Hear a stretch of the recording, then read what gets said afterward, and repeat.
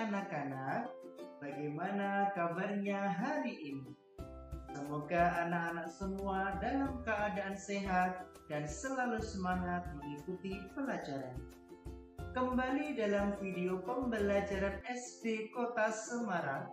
Pada hari ini kita akan belajar materi kelas 5, pelajaran 5 tentang Rasul Allah idolaku, dengan sub pelajaran kisah teladan Nabi Muhammad SAW. Sebelum kita memulai pembelajaran, mari kita berdoa terlebih dahulu. Sikap berdoa mulai. Bismillahirrahmanirrahim.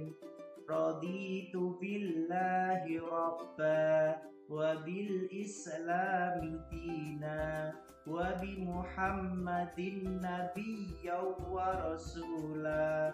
Rabbi zidni ilma warzuqni fahma.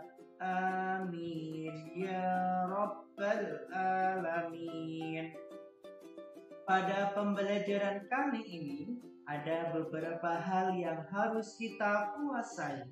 Yang pertama, siswa dapat meyakini kisah Nabi Muhammad SAW. Yang kedua, siswa dapat menunjukkan sikap jujur dan peduli. Dan yang ketiga, siswa dapat memahami kisah teladan Nabi Muhammad SAW dalam kehidupan sehari-hari. Anak-anakku yang salih dan salihah, coba amati gambar berikut ini. Menurut anak-anak, itu gambar mukjizat Nabi siapa ya? Iya, betul. Mukjizat Nabi Muhammad SAW. Sebelumnya, ada yang hafal silsilah Nabi Muhammad? Ayo kita ucapkan bersama-sama. Silsilah Nabi Muhammad SAW, yaitu Muhammad bin Abdullah bin Abdul Muttalib bin Hashim bin Abdul Manaf bin Qusay bin Kilab bin Murrah bin Ka'ab bin Lu'ay bin Ghalib bin Fihr bin Malik bin An-Nadr bin Kinanah bin Khuzaimah bin Mutrikah bin Ilyas bin Mudor bin Nizar bin Mu'ad bin Adnan. Gampang kan anak-anak? Jangan lupa dihafalkan ya. Nabi Muhammad SAW adalah nabi terakhir dari 25 nabi dan rasul yang wajib kita ketahui. Nabi Muhammad SAW lahir di kota Mekah Al-Mukarramah pada hari Senin 12 Rabiul Awal bertepatan dengan tahun Gajah atau 20 April 571 Masehi. Nabi Muhammad SAW lahir dalam keadaan yatim. Abdullah, ayahnya, telah terlebih dahulu wafat.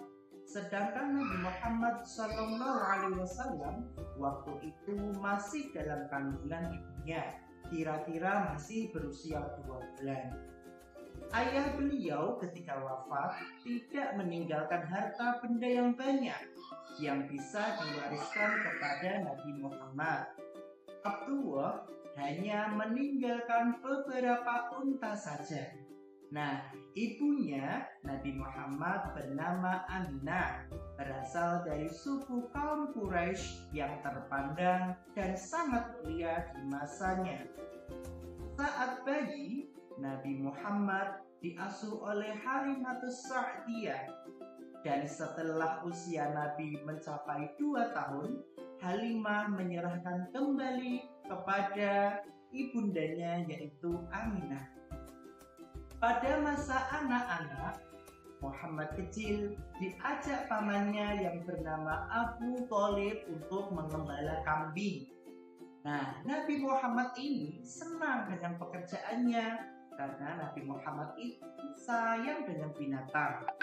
Karena itu, paman Nabi Muhammad menyebutnya dengan si cerdas yang lincah dan baik hati.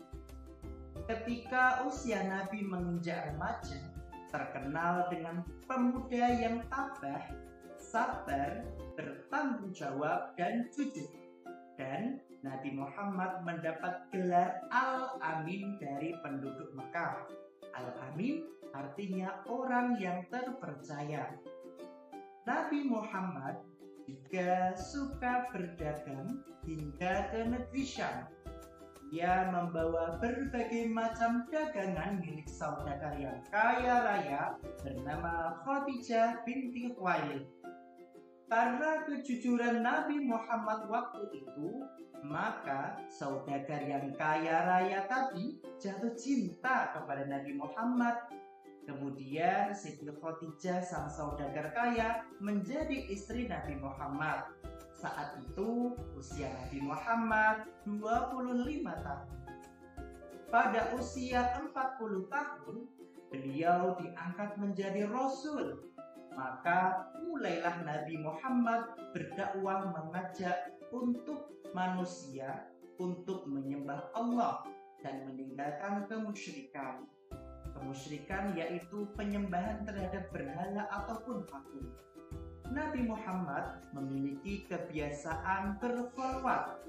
Berkholwat artinya mengasingkan diri dari keramaian manusia, merenungkan mendekatkan diri kepada Allah.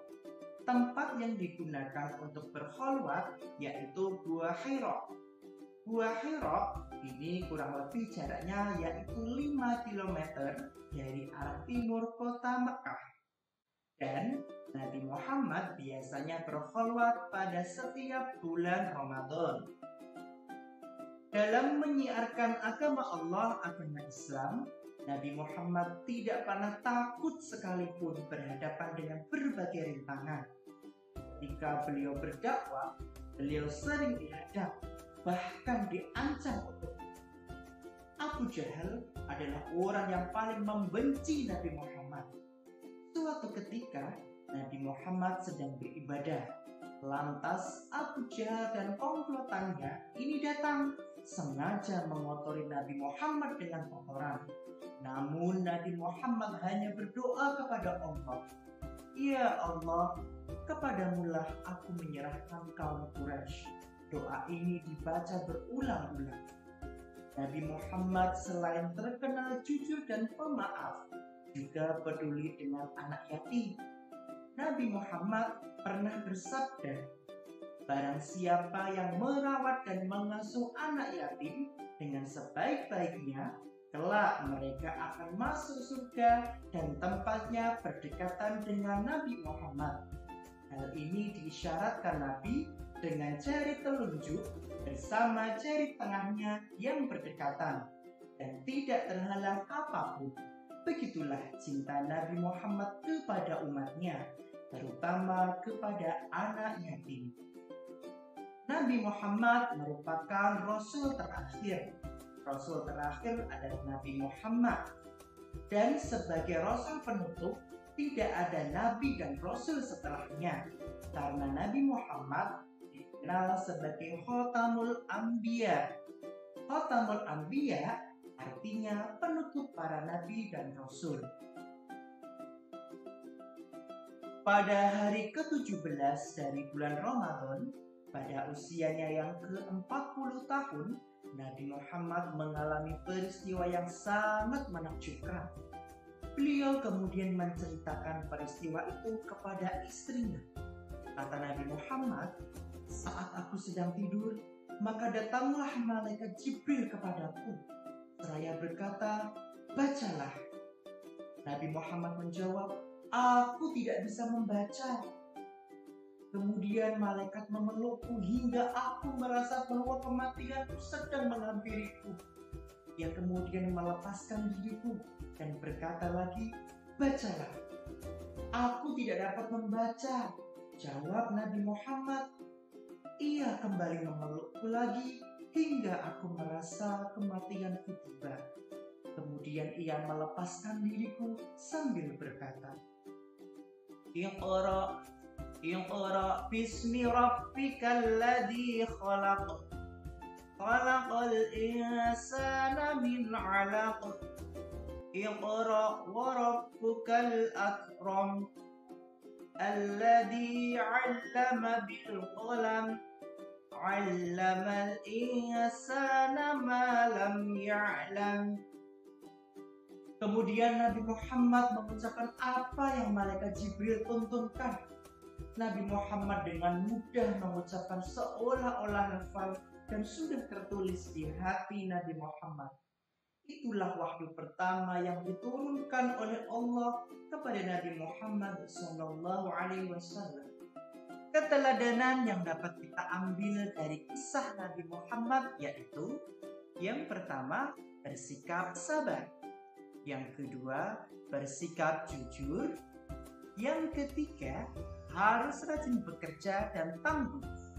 Dan yang keempat, cinta dan kasih sayang kepada anak yatim. Alhamdulillah, pembelajaran kita sudah selesai. Nah, anak-anak sudah paham kan materi pada hari ini? Harapan untuk pembelajaran hari ini yaitu kita dapat mencontoh perilaku Nabi Muhammad SAW dengan sebaik-baiknya. Tugas pembelajaran kali ini yaitu jawablah pertanyaan-pertanyaan di bawah ini. 1. Sebutkan nama lengkap Nabi Muhammad. 2. Sebutkan sifat keteladanan yang bisa kamu teladani dari Nabi Muhammad. 3. Tuliskan wahyu pertama yang diturunkan Allah untuk Nabi Muhammad. 4. Bagaimana sikap Nabi Muhammad terhadap orang-orang yang hendak membunuhnya. 5. Mengapa Nabi Muhammad mendapatkan gelar Al-Amin? Demikian pembelajaran kali ini. Pak Guru harapkan kalian bisa memahami apa yang Pak Guru sampaikan. Terima kasih atas perhatiannya. Selalu patuhi protokol kesehatan. Sampai jumpa pada materi berikutnya. Wassalamualaikum warahmatullahi wabarakatuh.